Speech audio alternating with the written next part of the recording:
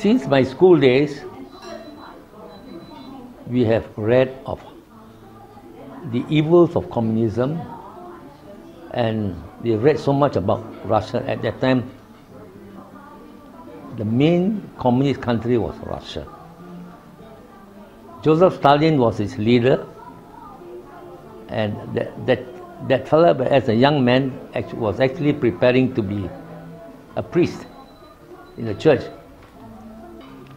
Now, he became a communist leader, and to be able to get his communist people to listen to him, he had even to sacrifice his own mother's life. Because his communist comrades say, how do you expect the people to listen to you when your mother is such a holy woman? She's in the church praying every day. So, what did he do? He sent his mother to die in the cold of Siberia. That was Joseph Stalin, and that was what a communist leader is. To achieve an aim, any means will do. You can commit murder even if you think that you are going to achieve your aims by committing murder. That is communism. And we have thought that once a communist, always a communist. And this is referred to the hardcore communists, not to those communists who have, by force of circumstances, joined into the fight in the Malayan Communist Party, the Communist Party of Malaya. How the Chinese turned to communism? You see, the Communist Party of Malaya was working secretly in Singapore and in Malaya. You know? Of course, at the time we knew very little about them. But then the war came, the Japanese attacked Malaysia and Singapore. Now, Japan happened to be a common enemy of both the British and the Chinese. It doesn't matter if they're communists. Japan was the common enemy. So,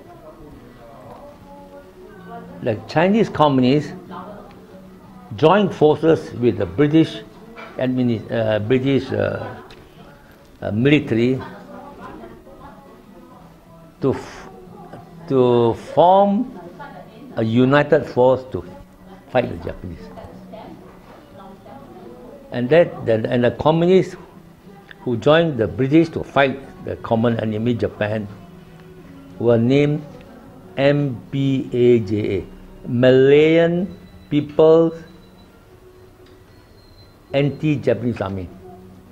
They were not called Communist Army, Malayan People's Anti-Japanese Army, MPAJA. So they were fighting alongside the British in the jungles against the Japanese or wherever.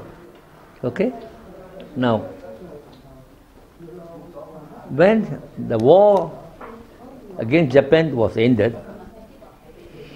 the British asked the MPAJ members, now the war is ended, you please return back the weapons that we supplied to you, and we will pay you a certain amount of money for every weapon you bring in. Of course they did, but they kept back the bulk of their weapons and hid them in the jungle. They did that with the intention of fighting another war against the British, because by then they had helped the British to regain the territories in Singapore and Malaya. So the next intention was to fight the British so that they can drive out the British and take over Singapore and Malaya. That time Singapore was part of Malaya. The communists in Penang had already joined up before I came out to Penang. I was then in the South Kedah called Pulim. You see, was there? While there, I learned all about how the Chinese joined up. Well, the reasons are just a few reasons I can think of right now. A lot of them could not get their NRICs, the identity cards. for obvious reasons lah. Sometimes the birth was not reported, and then if they can't get the ICs, they can't get job now. And so they had to be satisfied with working as rubber tappers or working in the fields, adjoining or within the jungle. Of course, with the lure of the uniform and carrying arms, they somehow were influenced by the communist members into joining them. So they just joined them. But as I said, to me, these people who join up like that are not hardcore. They join up because that was the better of the two evils to them. You know? They're not hardcore communists. Those who surrendered, to me, they were not hardcore communists, you know. But as they surrendered, and in order to test their intelligence, in order to test their sincerity, we have to interrogate them and find out as much intelligence as you can from them, from whatever they know. And indeed, we had found a great deal of intelligence. And then, of course, over the years, we have to watch the movements. We have to more or less keep an eye on them all the time, until such time when we know there's no more doubt that they have really become good citizens. We just let them go on their own way. So but all along they had been helping us in our own operations. Yeah. Chin Peng. Yeah.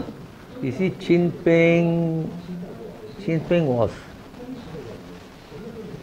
he had his chances first with Tunku, the Baling Talk.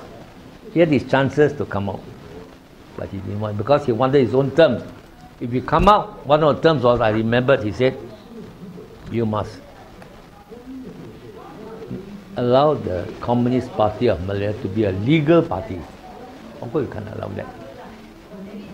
That alone, that knocked him off.